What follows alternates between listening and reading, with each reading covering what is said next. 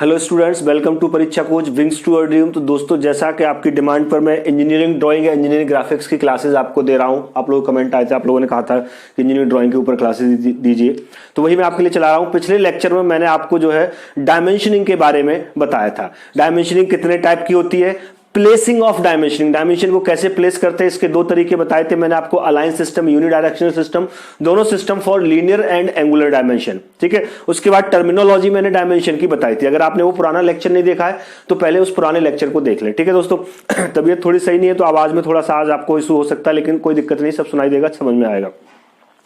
और अगर आप चैनल पर नए हैं तो सबसे पहले से सब्सक्राइब कर ले, साथ ही बेल आइकन को प्रेस कर ऑल पे सेट कर ले, जिससे आने वाली सभी वीडियोस का नोटिफिकेशन आपको मिलता रहे। और बहुत जल्द हमारी जो है हमारे चैनल के नाम से, परीक्षा कोच के नाम से ऑनलाइन स्टडी के लिए ऐप आने वाली है, तो आप हमारे साथ जुड़े रहिए, वो उसका अनाउंसमेंट बहुत जल्दी कर दिया जाएगा। ठीक है, तो चलिए आज का हम शुरू करते हैं। आज हम डायमेंशनिंग को ही आगे कंटिन्यू करेंगे। ठीक है, अभी डायमेंशनिंग में थोड़ा सा और बचा हुआ है, तो आज हम बात करेंगे अरेंजमेंट ऑफ डायमेंशनिंग की। क्या हमने पिछले लेक्चर में प्लेसमेंट ऑफ डायमेंशनिंग और टाइप्स ऑफ डायमेंशनिंग और डायमेंशनिंग टर्मिनोलॉजी के बारे में जाना। ठीक है, आज हम बात करेंगे अरेंजमेंट ऑफ डायमेंशनिंग, और इसके साथ साथ में अगला टॉपिक जो आपको बताने वाला हूं वो है एरो के बारे में, एरो को कैसे डिजाइन किया जाता है। तो पहले हम बात करेंगे अरेंजमेंट ऑफ डायमेंशनिंग।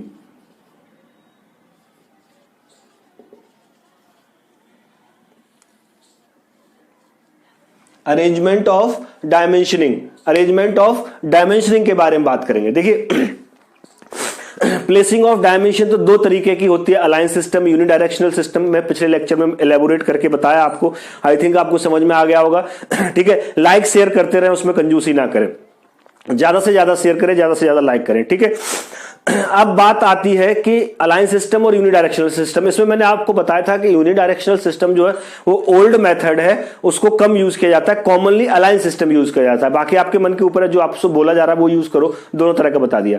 अब प्लेसिंग और अरेंजमेंट ऑफ डायमेंशनिंग की अगर हम बात करते हैं, किसकी, अरेंजमेंट ऑफ डायमेंशनिंग की अगर हम बात करते हैं, तो अरेंजमेंट ऑफ डायमेंशनिंग आपकी चार तरीके की होती है। कितने तरीके की होती है? चार तरीके की होती है। वन बाई वन में सारी डायमेंशन आपके साथ डिस्कस कर रहा हूं, पूरा बना के समझाऊंगा आपको, किस तरह से आपको सीट बनानी है, किस तरह से ड्रॉ करना है, वो सब आपको समझ में आ जाएगा कि किस तरह से अरेंजमेंट हम करते हैं डायमेंशनिंग का। ठीक है, सबसे पहला टाइप है वो है कंटिन्यूअस और चेन डायमेंशनिंग।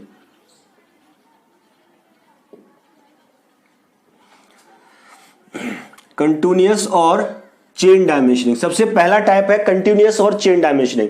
कंटिन्यूअस और चेन डायमेंशनिंग क्या होती है? तो जैसे मैंने आपको टाइप्स ऑफ डायमेंशनिंग बताई थी, तो ऐसे हमें क्या है, एक ड्राइंग लेनी पड़ेगी, उस ड्राइंग पे मैं आपको समझाऊंगा कि कंटिन्यूअस क्या होती है। तो कोई भी ड्राइंग आप अज्यूम कर सकते हैं, कोई भी ड्राइंग दी हो आपको, हम यहाँ एक कोई ड्राइंग अज्यूम कर लेते हैं कि हमारे पास एक ड्राइंग यहां पर कोई दी हुई है। सपोज दैट एक ड्राइंग हमारे पास कोई भी है, आपके पास कोई भी ड्राइंग हो, उसी पे आप कर सकते हो। हम यह समझने के लिए कि अरेंजमेंट कैसे करेंगे डायमेंशनिंग का, जाहिर सी बात है जो हमारी ड्राइंग्स होती है उन्हीं के ऊपर डायमेंशनिंग हमें दिखानी होती है, तो उस पर अरेंजमेंट दिखाने के लिए हम क्या करेंगे, एक ड्राइंग को कंसीडर करेंगे। तो हमने एक ड्राइंग कंसीडर की, सपोज दैट ये कोई रेक्टेंगल है, इसमें हमने क्या किया है, तीन अलग अलग साइज के कोई सीट थी फॉर एग्जाम्पल, इस पर तीन अलग अलग साइज के हमने होल कर रखे।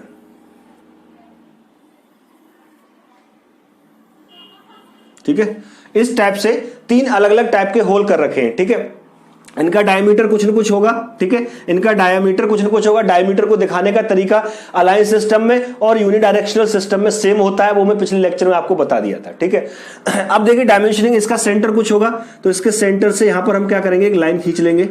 डायमेंशन को दिखाने के लिए क्या करेंगे, इस टाइप से लाइन खींच लेंगे। तो ये कोई ड्राइंग हमें जो है दी हुई है, ये हमारे सर्किल के सेंटर मिल गए। अब देखिए, कंटिन्यूअस और चेन डायमेंशनिंग हमें दिखानी है कि हमें किसी भी कॉर्नर से अगर हम चलना शुरू करें रेक्टेंगल के, तो हर सर्किल को कहां पर लिया गया, सर्किल को कहां से मेजर करते हैं, उसके सेंटर से मेजर करते हैं। सेंटर से तो सर्किल बनाना शुरू करते हैं, पहले हमें सर्किल का सेंटर ही तो पता होता है, वहीं से तो सर्किल बनता है। दैट मींस हम क्या मेजर करेंगे, सर्किल का सेंटर मेजर करेंगे। तो जैसे मैंने आपको बताया था टर्मिनोलॉजी में कि हम डायमेंशन दिखाने के लिए एक्सटेंशन लाइन बनाते हैं, जिनको हम क्या करते हैं, एक्सटेंशन लाइन या प्रोजेक्शन लाइन भी कहते हैं। एक्सटेंशन लाइन या प्रोजेक्शन लाइन इस तरीके से बना लेते हैं। अब देखिए यहां से हम नापना शुरू कर रहे हैं, तो यहां से पहले सर्किल का सेंटर कितनी दूर है, तो ये क्या होता है, ये तो प्रोजेक्शन या डायमेंशन लाइन, वो प्रोजेक्शन लाइन या एक्सटेंशन लाइन हो गई। ये जो खींचते हैं अंदर दोनों तरफ एरो वाली, ये क्या होती है आपकी डायमेंशन लाइन होती है। पिछले लेक्चर में डायमेंशनल टर्मिनोलॉजी में मैंने आपको बताया था, पिछला लेक्चर देख ले नहीं देखा हो। अब मैंने बताया था डायमेंशनिंग दिखाने का आप कोई सा तरीका यूज कर सकते हो। मैंने तब बताया था कॉमनली अलाइन सिस्टम यूज करते हैं, तो यहां पर मैं अलाइन सिस्टम यूज करूंगा। अलाइन सिस्टम में क्या है, लेफ्ट टू राइट ऊपर की तरफ होना चाहिए और top to bottom to top ऊपर की तरफ होना चाहिए। तो बॉटम टू टॉप यहां से पढ़ेंगे तो ऊपर, नीचे से ऊपर पढ़ेंगे, तो यहां के ऊपर मान लो ये है आपका 25 mm, 25 mm ये डिस्टेंस है। मैंने बताया था यूनिट को कभी भी जो है डायमेंशनिंग दिखाते वक्त नहीं लिखते, उसको ऊपर आप रिप्रेजेंट कर दो कि आपकी डायमेंशन किस यूनिट में है। यहां पर तो 25 mm तो सिर्फ 25 लिखा जाएगा।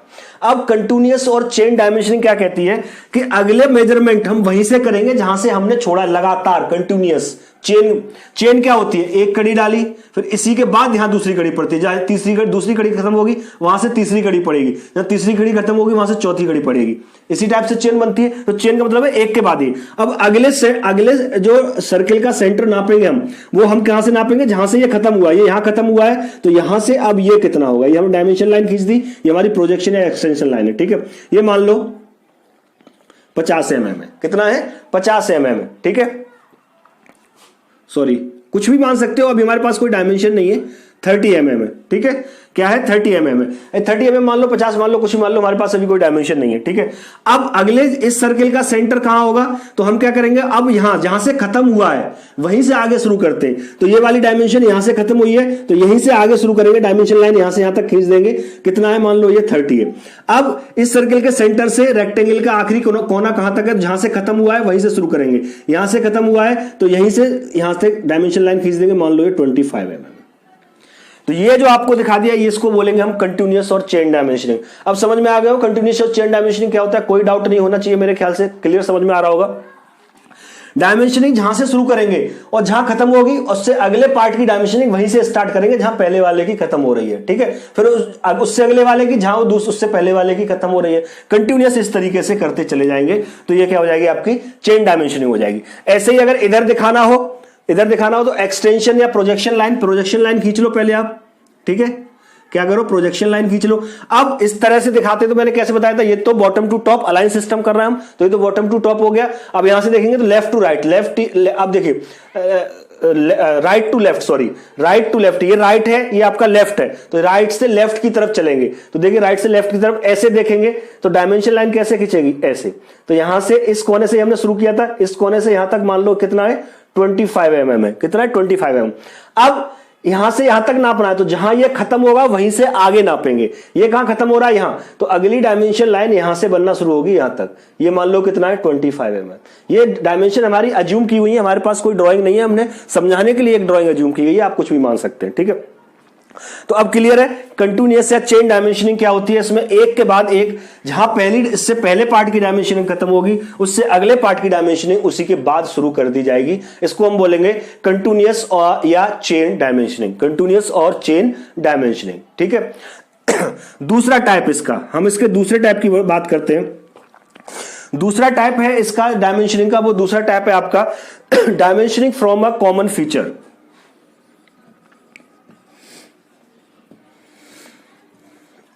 Dimensioning from a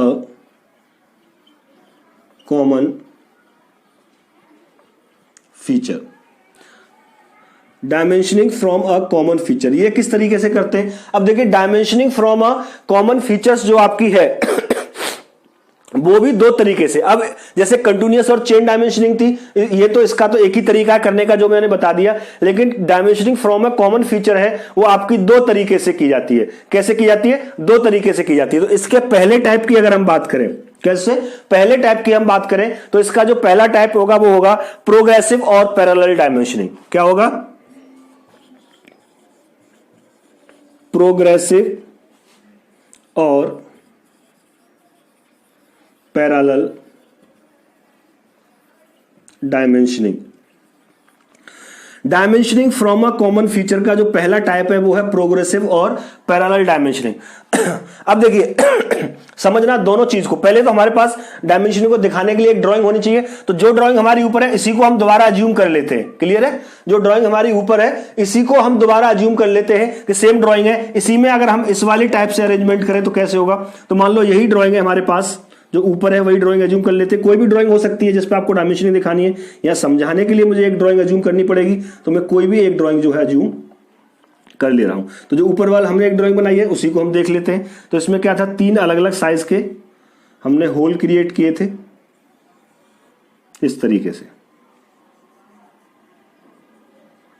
क्लियर हो रहा है? समझ में आ रहा है? लाइक और शेयर करते रहे अगर समझ में आ रहा हो तो। ठीक है। अब क्वेश्चन, हाँ, टाइप क्या है, dimensioning from a common feature. Common feature इसमें देखिए, अगर हम कंटिन्यूअस की बात करें तो इसमें कोई कॉमन फीचर नहीं है। इसमें जहां देखिए इस वाले को नापने के लिए यहां से चले थे, अब इस वाले को नापने के लिए यहां से चले, कोई कॉमन फीचर नहीं है। हर बार जो रेफरेंस है वो हर बार बदल रहा है। ठीक है। Dimensioning from a common feature में क्या होता है, रेफरेंस एक ही रहता है, यानी एक ही पॉइंट से सारी डायमेंशन को नापना है। एक ही पॉइंट से क्या करना है, सारी डायमेंशन को एक ही पॉइंट से नापना है। कॉमन फीचर एक ही पॉइंट से सारी डायमेंशन को नापना है। अब वो पॉइंट कोई सा भी हो सकता है। मान लो वो पॉइंट आपका ये है, इस पॉइंट से जो डायमेंशनिंग हमने यहां नापी थी वही डायमेंशनिंग यहां नापेंगे, लेकिन इस पॉइंट से नापेंगे। तो यहां प्रोजेक्शन लाइन बना लीजिए आप इस तरीके से, प्रोजेक्शन लाइन या एक्सटेंशन लाइन। ठीक है, प्रोजेक्शन लाइन या एक्सटेंशन लाइन हम बना देते हैं। आ रहा है समझ में? ये प्रोजेक्शन लाइन या एक्सटेंशन लाइन बना दी। अब हमने कहा कॉमन फीचर्स, यानी किसी भी, यहां पर देखो इसको, इसका सेंटर नापने के लिए यहां से चले थे, लेकिन इसका सेंटर नापने के लिए यहां से चले। हर बार रेफरेंस पॉइंट्स चेंज हो रहा है। ठीक है, लेकिन dimensioning from a common feature में रेफरेंस पॉइंट एक ही रहेगा। कॉमन फीचर यानी एक ही रहेगा। मान लो वो कॉमन फीचर ये है, जहां से भी बोल रखा हो हम यहां से मान लेते हैं कि यहां से हमें डायमेंशन नापनी है। अब दूसरा, इसमें टाइप क्या कर रहे हैं हम, प्रोग्रेसिव और पैरेलल। पैरेलल मतलब, पैरेलल क्या होता है, लाइन एक दूसरे के पैरेलल इसी तरीके से चलती है, तो इस तरीके से पैरेलल लाइन चल रही होंगी। ठीक है। अब देखिए यहां से यहां तक नापेंगे, अलाइन सिस्टम ही दिखाऊंगा मैं। ठीक है, यहां से यहां तक नापेंगे, पहले यहां से यहां तक, ये रेफरेंस पॉइंट हमारा ये है, तो यहां से यहां तक इसका सेंटर नापेंगे। ठीक है, तो हमने क्या किया, डायमेंशन लाइन खींची, अलाइन सिस्टम बना रहे हैं 25, तो अलाइन सिस्टम में 25 इस तरीके से लिख दिया। अब इस सर्किल का सेंटर नापेंगे, तो हमने कहा कॉमन फीचर, यानी अब हम इसी पॉइंट से नापेंगे, न कि पहले की तरह यहां से नहीं नापेंगे, इसी पॉइंट से नापेंगे। और पैरेलल कौन सा है, पैरेलल वाला टाइप है, तो लाइन इसी के पैरेलल चलेगी। तो यहां से नाप रहे हैं कहां तक, यहां तक, इसी के पैदे को, ये दोनों लाइन पैरेलल हो गई इसलिए पैरेलल है। आ रहा समझ में? और कॉमन फीचर इसकी भी यहां से नापी थी और इस वाले की भी यहीं से नाप रहे हैं। ठीक है, कितना है आपका ये, देखिए यहां से यहां तक 25, यहां से 30, तो ये टोटल कितना हो गया, 55 हो गया। तो यहां से यहां तक कितना हो गया, 55 हो गया। आ रहा है समझ में? क्लियर है? अब देखिए इस सर्किल का सेंटर नापेंगे, तो वो भी अब कहां से नापेंगे, जो रेफरेंस पॉइंट हमने सेट कर रखा है, यानी यहां से, तो यहीं से नापेंगे इस सर्किल का सेंटर। क्या करेंगे, यहीं से नापेंगे इस सर्किल का सेंटर। तो डायमेंशन लाइन यहां से यहां तक। ठीक है, आ रहा है समझ में? डायमेंशन लाइन यहां से यहां तक, और देखो तीनों लाइन पैरेलल चल रही है ये एक दूसरे के, इसलिए इसको पैरेलल डायमेंशनिंग कह रहे हैं हम। आ रहा है समझ में? अब यहां से यहां तक कितना हो जाएगा, देखो ये 55 और 30, 85, यहां से यहां तक 85 हो रहा है, तो यहां से यहां तक कितना हो गया, 85। आ रहा है समझ में? क्लियर है? ऐसे ही अब अगली लास्ट कॉर्नर कहां पर है ये नापेंगे, तो कॉमन फीचर यानी रेफरेंस पॉइंट ये रहेगा, अब यहीं से नापेंगे, इसी के पैरेलल डायमेंशन लाइन खींच देंगे, पैरेलल इसी के पैरेलल डायमेंशन लाइन खींच देंगे। तो टोटल कितना हो गया, यहां तक 85, 90 और 20, 110। टोटल कितना हो गया, काउंट करके देख लो, यहीं से नाप रहे 110। तो ये आपका dimensioning from a common feature, यानी एक रेफरेंस पॉइंट से सेट कर रहे हैं। और तरीका कौन सा हो गया, पैरेलल या प्रोग्रेसिव डायमेंशनिंग। पैरेलल या प्रोग्रेसिव डायमेंशनिंग इसका तरीका हो गया। यहां तक क्लियर है? अब देखिए ऐसे ही अगर इधर करना हो हमें, तो यहां तो अलाइन सिस्टम कर रहे हैं, तो वो इधर से राइट से लेफ्ट की तरफ देखेंगे, तो कॉमन फीचर क्या है, ये है आपका, इस पॉइंट से नाप रहे हो, तो यहां से लेके यहां तक कितनी है, 25, तो यहां से लेके यहां तक 25। अब जब इस पॉइंट की नापेंगे तो इसकी तरह यहां से नहीं नापेंगे, अब इसी पॉइंट से नापेंगे जो हमने मान रखा है, यहां से लेके यहां तक। तो कितनी है, यहां से ये 25 और ये 25, टोटल कितनी हो जाएगी, 50। ये होगी 50, कितनी होगी, 50 mm। तो ये जो डायमेंशनिंग आपको दिख रही है ये हो गई आपकी फ्रॉम अ कॉमन फीचर्स और प्रोग्रेसिव और पैरेलल डायमेंशनिंग। कौन सी, प्रोग्रेसिव और पैरेलल डायमेंशनिंग।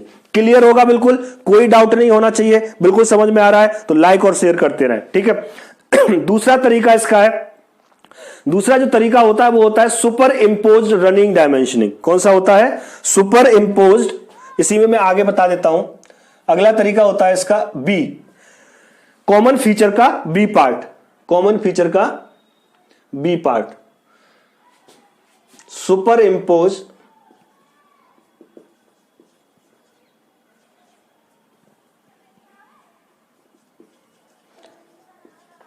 और running dimensioning.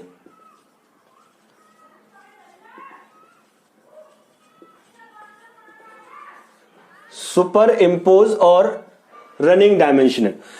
Dimension from a common feature का ही ये अगला तरीका है कि सुपर इंपोज और रनिंग डायमेंशनिंग, ठीक है। तो पहले तो ये कॉमन फीचर का पार्ट है तो एक ही रेफरेंस पॉइंट से करेंगे, हर बार रेफरेंस पॉइंट कंटिन्यूअस की तरह चेंज नहीं होगा, इसमें रेफरेंस पॉइंट एक ही रहेगा। लेकिन सुपर इंपोज और रनिंग का क्या मतलब होता है? सुपर इंपोज का मतलब होता है एक के ऊपर एक, इसके ऊपर ये रख दिया, सुपर इंपोज हो गया। या रनिंग, लगातार सीधे चलते चले जाओ। जैसे अगर आपसे कहा जाए कि यहां से लेके दौड़ के यहां तक जाना है तो आप कंटिन्यूस दौड़ते ही तो चले जाओगे, ऐसा थोड़ी है यहां तक जाओगे फिर लौट के आओगे, फिर यहां तक जाओगे, फिर लौट के आओगे, फिर यहां तक जाओगे, ऐसा तो नहीं करोगे ना। क्या करोगे? सीधे दौड़ते हुए चले जाओगे। तो रनिंग, इसे रनिंग या सुपर इंपोज। अब देखिए, अब जो मैंने बताया इससे आपको आइडिया लग गया होगा कि डायमेंशनिंग करनी कैसे है। फिर से हम यही डायग्राम कंसीडर कर लेते हैं, ठीक है। हम क्या करते हैं, यही डायग्राम कंसीडर कर लेते हैं। मैं इस सुपर इंपोज को यहीं पर दिखा देता हूं, इसी डायग्राम पर दिखा देता हूं। डायग्राम बनाने का समय आपका बच जाएगा। इसी डायग्राम पर मैं आपको सुपर इंपोज वाली कंडीशन दिखा देता हूं। आई थिंक ये आपने नोट कर लिया होगा, स्क्रीनशॉट ले लिया होगा, ठीक है। जो बी कंडीशन है इसकी, बी कंडीशन सुपर इंपोज वाली, हेडिंग वहां पड़ी हुई है, सुपर इंपोज और रनिंग डायमेंशन, सुपर इंपोज और रनिंग डायमेंशनल। अब किसका टाइप है ये? कॉमन फीचर का टाइप है। दैट मींस इसमें सॉरी, इसमें क्या होगा, एक रेफरेंस पॉइंट आपको मानना पड़ेगा। तो ये हमने क्या किया, रेफरेंस पॉइंट मान लिया ये वाला, ठीक है। अब हम क्या करेंगे, एक्सटेंशन लाइन या प्रोजेक्शन लाइन यहां पर हम खींच देंगे, ठीक है। अब देखिए हमें क्या करना है, कॉमन फीचर यानी हर सर्किल के सेंटर की जो डायमेंशन अब तक हम नापते चले आ रहे हैं वो इसी से नापनी है। तो पहले यहां से लेके यहां तक नापेंगे। क्या करेंगे? यहां से लेके यहां तक नापेंगे, ठीक है। तो सुपर इंपोज वाली कंडीशन में जैसे डायमेंशन लाइन में दोनों तरफ एरो बनता है ऐसे, लेकिन इसमें क्या करेंगे, सुपर इंपोज वाली कंडीशन में जहां से शुरू करते हैं वहां पर एरो हेड नहीं बनाते। यहां से शुरू हो रहा तो यहां तक, तो यहां से यहां तक आ रहा समझ में, यहां से यहां तक इसमें एरो हेड जहां से शुरू करते हैं वहां नहीं बनाते। तो यहां से यहां तक कितना है, यहां से यहां तक आपका 25। अब देखिए पैरेलल में हमने क्या किया था, इसी कॉमन फीचर में यहां से ये वाले सेंटर के सर्किल जब नापा था तो यहां से यहां तक पैरेलल लाइन खींच के नापा था। लेकिन इसमें मैं क्या कह रहा हूं, रनिंग है, सुपर इंपोज या रनिंग। रनिंग का मतलब क्या है, आप पहले यहां से दौड़ना शुरू करोगे तो कंटिन्यूस दौड़ते ही चले जाओगे ना, ऐसा तो है नहीं पहले यहां तक जाओगे फिर लौट के आओगे फिर यहां तक जाओगे, ऐसा तो नहीं करोगे ना। रनिंग का मतलब कंटिन्यूस, तो यहीं से आगे आप चलते चले जाओगे इस तरीके से। है समझ में? आपने जो है 10-10 मीटर के 4 स्लॉट है, आप दौड़ोगे 10 मीटर फिर यहां से यहां तक 20 मीटर दौड़ लिए फिर 30 मीटर दौड़ लिए, ऐसे तो चलोगे, ऐसे तो नहीं लौट के जाओगे बार बार चलोगे। आ रहा है समझ में? बिल्कुल। तो यहां से यहां तक आगे बढ़ा देंगे, ये सुपर इंपोज हो गया, इसी के ऊपर एरो आगे चला गया इसलिए सुपर इंपोज हो गया और कंटिन्यूस में रनिंग हो गया। आ रहा है समझ में? क्लियर। तो अब ये क्या है, यहां हमने एरो, अगर यहां पे एरो हेड बना दिया होता तो ये इतनी नाप रहा होता, इधर एरो हेड नहीं, मतलब ये कहां से नाप रहा है, यहां से नाप रहा है। तो यहां से लेके यहां तक कितना हो जाएगा, 30, 25 और 30, 55। कितना हो जाएगा, 55। अब यहां से लेके यहां तक नापेंगे तो इसी के ऊपर एरो ऐसे बढ़ा दो रनिंग में। आ रहा समझ में? अब ये यहां पर एरो हेड बन जाता, आ रहा समझ में, यहां पर एरो हेड बन जाता तो इतनी नापता, यहां पर एरो हेड नहीं है तो वो कहां से नाप रहा है, यहां से नाप रहा है। कहां से? यहां से नाप रहा है। तो ये डिस्टेंस कितनी हो गई, 55 और 30, 85।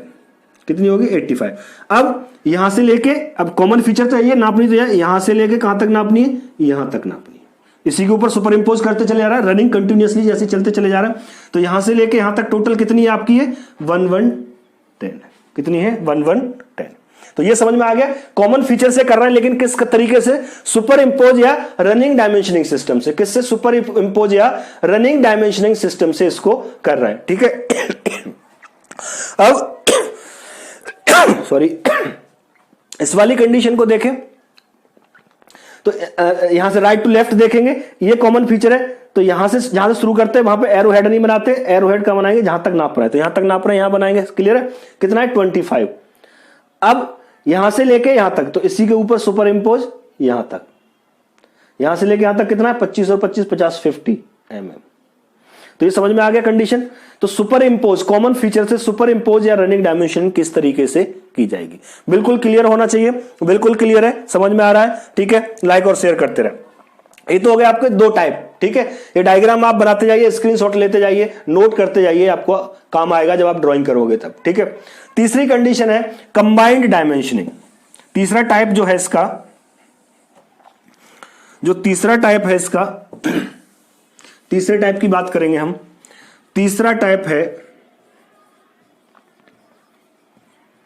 Combined dimensioning. ठीक है, फिर से यही डायग्राम, कोई भी ड्राइंग आपको चाहिए डायमेंशनिंग दिखाने के लिए तो हम फिर से यही ड्राइंग कंसीडर कर लेते हैं। ठीक है, क्या करते हैं? यही ड्राइंग कंसीडर कर लेते हैं। कंबाइंड डायमेंशनिंग हमें दिखानी है। कंबाइंड का मतलब क्या हो गया? कंबाइंड का मतलब क्या हो गया? दोनों तरीके से। कंबाइंड का मतलब क्या हो गया? दोनों तरीके से आपको डायमेंशन, कंबाइंड यानी कई तरीके उसमें मिक्स हैं, कंबाइंड है वो। ठीक है, तो देखिए इसमें हम क्या कर सकते हैं। इससे पहले आपने, ये तीसरे नंबर पे आई है, ये किस नंबर पे आई है? तीसरे नंबर पे आई है। और इससे पहले आपने दो डायमेंशनिंग पढ़ी है, एक तो कंटिन्यूअस और दूसरी dimensioning from a common feature. दो डायमेंशनिंग पढ़ी है इससे पहले, कंटिन्यूअस और चेन डायमेंशनिंग या dimensioning from a common feature. इन दोनों डायमेंशनिंग को अगर मिला दो तो तीसरा केस बन जाएगा आपका कंबाइंड डायमेंशनिंग का। इन दोनों टाइप को अगर आप मिला दो तो कंबाइंड डायमेंशनिंग का तीसरा केस बन जाएगा। दैट मींस, कहने का मतलब क्या है? कहने का मतलब यह है कि हम कहीं कहीं उस डायग्राम में कंटिन्यूअस या चेन डायमेंशनिंग कर देंगे और कहीं कहीं हम क्या करेंगे उसमें फ्रॉम अ कॉमन फीचर कर देंगे। कैसे कर देंगे? कॉमन फीचर कर देंगे। देखिए किस तरीके से। मान लो कॉमन फीचर करनी है तो ये आपका रेफरेंस पॉइंट सेट कर लिया मैंने, और कंटिन्यूअस करनी है तो उसमें तो कोई रेफरेंस पॉइंट होता ही नहीं है, जहां पहला खत्म होता है वहीं से दूसरा स्टार्ट हो जाता है। क्लियर है? तो हमने ये क्या किया? प्रोजेक्शन लाइन खींच ली। अब देखिए, हमें पहले यहां से यहां तक नापा इस तरीके से, कितना? ये 25, और यहां से यहां तक ये कितना है? 30, और लास्ट वाला स्लॉट ये यहां से लेके यहां तक कितना है? 25। कितना है? 25। तो ये जो डायमेंशनिंग के तरीके, अलाइन सिस्टम ही यूज कर रहा हूं, ये तो याद रखना। ठीक है, तो ये जो तीन डायमेंशनिंग मैंने की है, कौन सा हो गया? ये तो कंटिन्यूअस या चेन टाइप हो गया ना, सेम कंटिन्यूअस या चेन टाइप हो गया। आ रहा है समझ में? कौन सा हो गया? कंटिन्यूअस या चेन टाइप हो गया आपका। ठीक है, अब ये हमने नहीं दिखाया, हम क्या करेंगे? यहां से कॉमन फीचर, कॉमन फीचर क्या है? ये यहां से टोटल कितनी है? तो टोटल हम काउंट करेंगे तो कितनी है? 110। अब ये निकल जाएगी 110 में से, ये जोड़ के घटा दो तो ये निकल जाएगी। आ रहा समझ में? तो देखो इसमें ये चेन भी हो गई और ये कॉमन फीचर वाली हो गई, तो दोनों तरह की डायमेंशनिंग हो गई, मिक्स हो गई। तो इसको हम क्या बोलेंगे? Combined dimensioning. क्या बोलेंगे? Combined dimensioning. ऐसे ही यहां से लेके यहां तक की दिखा दो, 25 है ये, यहां से लेके यहां तक की कितनी है? 25 है। ठीक है, अलाइन सिस्टम यूज कर रहा हूं। तो ये इस तरह से जो दिखाते हैं यहां से यहां तक, ये तो क्या हो गया आपका? कंटिन्यूअस या चेन डायमेंशन हो गई। अब कॉमन फीचर आपका ये यहां से लेके यहां तक टोटल कितनी है? 50 है, 50 mm है। तो ये आपकी क्या हो गई? Dimensioning from a common feature हो गई। तो ये दोनों तरह की डायमेंशन को हमने मिक्स कर दिया, तो ये क्या बन गया आपका? कंबाइंड डायमेंशनिंग बन गया। क्या बन गया? कंबाइंड डायमेंशनिंग बन गया। आई थिंक आपको बिल्कुल क्लियर होगा, समझ में आ रहा है कंबाइंड डायमेंशनिंग क्या होता है? क्लियर है सबको? अब हम बात करेंगे चौथे टाइप की। थोड़ी तबीयत आज सही नहीं है तो चौथे टाइप की बात करेंगे। तो चौथा जो टाइप होता है वो होता है डायमेंशनिंग बाय कोऑर्डिनेट। कोऑर्डिनेट के हिसाब से ये पेन की पोजीशन यहां है, तो ये एक्स में कुछ होगा, वाई में कुछ होगा, जेड में कुछ वैल्यू होगी, तो वहां से भी हम पता लगा सकते हैं कि इसकी पोजीशन क्या है, लगा सकते हैं कोऑर्डिनेट के थ्रू भी। तो अगला जो टाइप होगा वो क्या होगा आपका? Dimensioning by coordinates.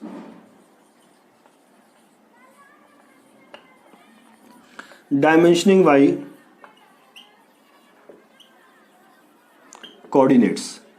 Dimensioning by coordinates. अब देखिए, डायमेंशनिंग बाय कोऑर्डिनेट्स करने के लिए हम क्या करेंगे? फिर से कोई ड्राइंग हमारे पास होनी चाहिए, तो हम इसी ड्राइंग को फिर से अज्यूम कर लेते हैं कि यही ड्राइंग हमारे पास फिर से है, और इसमें हमें क्या करना है? कोऑर्डिनेट। अब देखिए, ये ड्राइंग आपको दिख रही है, ये ड्राइंग कैसी है आपकी?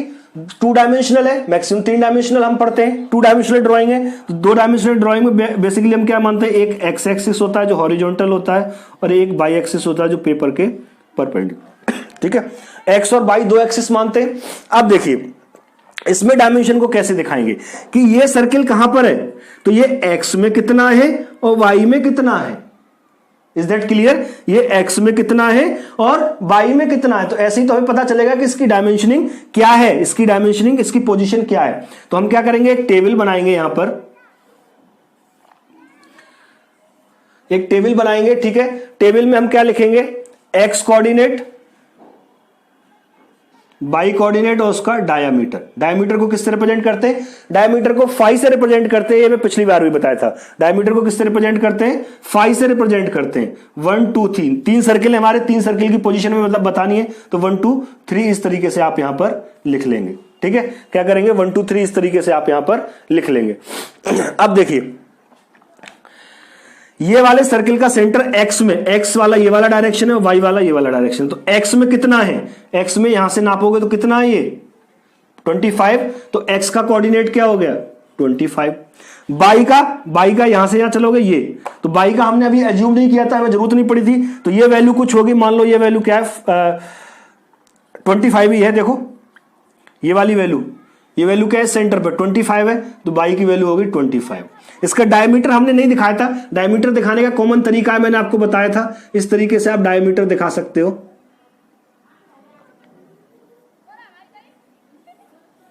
फाई से रिप्रेजेंट करते हैं, मान लो इसका डायमीटर है 40 mm, तो यहां 540 लिखा जाएगा। ठीक है, ऐसे ही तो मान लिया पहले का हमने क्या माना है, तीसरे का 40 माना है, तो पहले का कुछ तीसरे से छोटा है पहला साइज में, हमें डायमेंशन पता नहीं है, अज्यूम कर सकते हैं। तो इसका मान लो इसका है 30 mm। आया समझ में? तो अब पहले सर्किल के सेंटर की पोजीशन आपको इस कोऑर्डिनेट से पता चल जाएगी कि एक्स में कितना चलना है, वाई में कितना चलना है, फिर जेड में कितना चलना है। ठीक है, अब दूसरे सर्किल के सेंटर पे आइए, ये जो दूसरे सर्किल का सेंटर है, अब एक्स में कितना है, तो यहां से नापना शुरू करो, एक्स में कितना है। देखिए कोऑर्डिनेट हमेशा एक एक्सिस से, यहां पर हमने ओरिजिन मान लिया ये एक्स है, ये वाई है, तो अब ओरिजिन से ही नापे जाते हैं हमेशा। तो यहां से कितना है, ये 25 और ये वैल्यू है 30, कितना है 55। तो एक्स में चलना है हमें 55, एक्स में कितना चलना है 55। और बाई में देखिए ये लाइन पे मैंने दिखा रखा है, सबका सेंटर बाई में एक ही लाइन पर है, तो ये फीचर कॉमन होगा 25। ये वैल्यू कितनी है 25 सेम वैल्यू होगी, तो बाई में कितना चलना है 25। ये सर्किल तीनों से छोटा है तो इसकी डायमेंशन और कम होगी, मान लो कितनी है 20 mm। डायमीटर कितना है 20 mm। ठीक है, इसका हमने डायमीटर मान लिया। डायमीटर को दिखाने का एक ही तरीका है, चाहे यूनिडायरेक्शनल सिस्टम हो चाहे लाइन सिस्टम हो, 20 मीटर। क्लियर है? अब तीसरे सर्किल का सेंटर एक्स में कहां से, ओरिजिन से यहां यहां तक चलोगे तो ये वैल्यू कितनी हो जाएगी 25, 30 और 30, 85। तो हमें कितना चलना है एक्स में 85, और बाई में देखो ये कॉमन है तीनों का, तो 25 ही रहेगा। ठीक है, इसका डायमीटर कितना माना है 40 माना है, तो ये 40 है। तो ये तरीका हो गया आपका डायमेंशनिंग को कोऑर्डिनेट से दिखाने का। तो ये आपके सारे तरीके थे, डायमेंशनिंग किस तरीके से की जाती है, अरेंजमेंट ऑफ डायमेंशनिंग क्या है। तो पिछले लेक्चर में मैंने आपको जो है बताया कि डायमेंशनिंग कितने टाइप की होती है, प्लेसिंग ऑफ डायमेंशनिंग कितने टाइप की होती है, और टर्मिनोलॉजी क्या होती है डायमेंशनिंग की। आज मैंने अरेंजमेंट ऑफ डायमेंशनिंग के बारे में कंप्लीटली बता दिया। तो डायमेंशनिंग आपका पूरा कंप्लीट हो चुका है, और मुझे नहीं लगता कोई भी स्टूडेंट्स जो पूरे दोनों क्लास अटेंड करी हैं उसको डायमेंशनिंग में कहीं गलती होगी या वो कहीं भूल करेगा। बिल्कुल क्लियर होगा, आई थिंक बिल्कुल क्लियर होगा। लाइक और शेयर करते रहें। अब मैं थोड़ा सा आपको बताना हूं एरो हेड के बारे में। किसके में, एरो हेड। एरो हम खींचते हैं ये इस तरीके से ये एरो खींचते हैं हम, तो ये तो क्या है, एरो की लाइन है। ये लाइन का कोई मेजरमेंट नहीं होता, लाइन क्या है, 1 डायमेंशनल होती है लाइन। ठीक है, तो इसकी सिर्फ लंबाई होगी, जितनी जरूरत है उतनी लंबी, जितनी कम जरूरत है उतनी छोटी। मेन होता है ये एरो हेड, इसको क्या बोलते हैं, एरो हेड। ये एरो हेड किस तरीके से डिजाइन करना चाहिए या कितने तरीके के होते हैं। ठीक है, एरो हेड किस तरीके से डिजाइन करना चाहिए या कितने तरीके के एरो हेड होते हैं, ये हमको पता होना चाहिए। क्योंकि एरो हम तो अभी तक नॉर्मल लाइफ में आप ऐसे ही खींचते चले आओगे, लेकिन एज एन ग्राफिकल इंजीनियर आपको हर चीज जो है प्रॉपर वे में डिजाइन करनी होती है। तो एरो को बनाने का भी क्या होता है, एक तरीका होता है। ठीक है, तो एरो हेड इस टाइप से जो होता है एरो, ठीक है, एक लाइन खींची और इस टाइप से ये जो एरो होता है, ये क्या, देखिए एक लाइन इधर एक लाइन ये, तो हेड खुला हुआ है तो इसको हम बोलते हैं ओपन, ओपन एरो। लेकिन देखिए एरो हेड की जो दो लाइनें, एक ये वाली और एक ये वाली, इन दोनों के बीच में यहां पर कितना एंगल है, 90 डिग्री एंगल है। कितना है ये एंगल जो है, ये वाला एंगल ये कितना है, 90 डिग्री है, बनाते नहीं यहां पर, तो इसको बोलते हैं ओपन 90। क्या बोलते हैं इसको, एरो को ओपन 90। क्या बोलेंगे, ओपन 90। अब दूसरा एरो एक बनाते हैं हम सेम तरीके से। देखिए ये एरो यहां पर भी हेड जो है ऐसे और ऐसे खुला हुआ है, तो इसको भी ओपन बोलेंगे। लेकिन इनके दोनों के बीच का अंतर देखो, ये फैला लग रहा है, ये अंदर की तरफ लग रहा है, यानी ये ऐसे है, तो ये एंगल इनके बीच का होता है 30, तो एक होता है ओपन 30। तो दो टाइप ये हो गए ओपन के। ओपन एरो होता है, ओपन एरो के दो टाइप होता है, ओपन 90 यानी उस हेड के बीच में 90 डिग्री का एंगल होगा, एक ओपन 30 यानी हेड के पार्टीशन के बीच में 30 डिग्री का एंगल होगा। ठीक है, अब एक होता है क्लोज्ड। ये देखिए ये तो ओपन है, अब इसको हम क्लोज्ड कर दें। क्या करें, क्लोज कर दें। ये एरो खींचा हमने, अब इसको हमने क्या किया, क्लोज कर दिया, तो इसको हम बोलेंगे क्लोज। ठीक है इसको बोलेंगे क्लोज। अब क्लोज में देखो ये अंदर खाली है, तो इसको बोलेंगे ब्लैंक। खाली को क्या बोलते हैं, ब्लैंक। तो ओपन ब्लैंक, ये जो एरो बन गया ये क्या बन गया आपका, ओपन ब्लैंक। क्या बन गया, ओपन ब्लैंक। और अगर इसी तरह क्लोज ब्लैंक, क्लोज कर दिया ना, तो क्लोज ब्लैंक याद रखना। ठीक है, अब इसी तरह एक और एरो हम बनाएं क्लोज करके। ठीक है, लेकिन ये जो हिस्सा था इसको ब्लैंक न करके इसको हम शेड कर दें, भर दें अंदर। ठीक है, तो क्लोज तो है, अब ये भर दिया तो फिल हो गया, तो इसको हम बोलेंगे क्लोज फिल्ड। फिल कर दिया, भर दिया गया। क्या कर दिया गया, फिल कर दिया गया, भर दिया गया, तो इसको बोलेंगे क्लोज फिल्ड। ठीक है, एक होता है ऑब्लिक्यूक, ऑब्लिक्यूक एरो, ऑब्लिक्यूक दिखाने के लिए ऑब्लिक्यूक एरो। तो इतने टाइप के आपके एरो हेड होते हैं, इतने तरीके से बनाए जा सकते हैं, ये याद रखना है आपको। ठीक है, अब जो हेड है, देखिए बेसिकली ये जो एरो का हेड दिख रहा है, इसको मैं थोड़ा सा और एलेबोरेट करके दिखाता हूं एक्चुअल में ये कैसा होगा।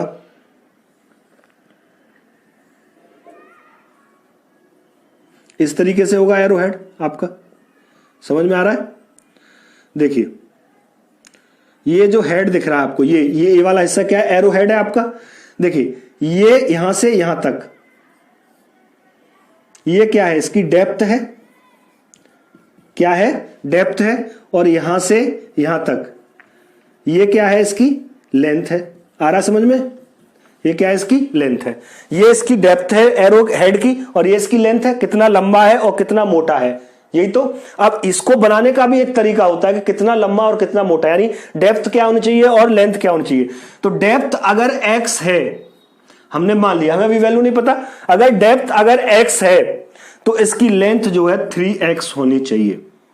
क्या होनी चाहिए, 3x होनी चाहिए। यानी डेप्थ वर्सेस लेंथ का जो रेशियो होता है, ये क्वेश्चन बनता है, डेप्थ वर्सेस लेंथ का जो रेशियो होता है 1:3 होता है। यानी अगर 1 mm डेप्थ है तो 3 mm उसकी लंबाई होनी चाहिए। तो ये तो हो गए आपके एरो हेड। अब डायमेंशनिंग आपकी कंप्लीट हो गई है। अगले लेक्चर में प्रोजेक्शन ऑफ पॉइंट से स्टार्टिंग करूंगा। ऑर्थोग्राफिक प्रोजेक्शन क्या होता है इसके बारे में 1-2 क्वेश्चन आपके थ्योरेटिकल एग्जाम में भी पूछे जाते हैं, तो वो भी बताऊंगा।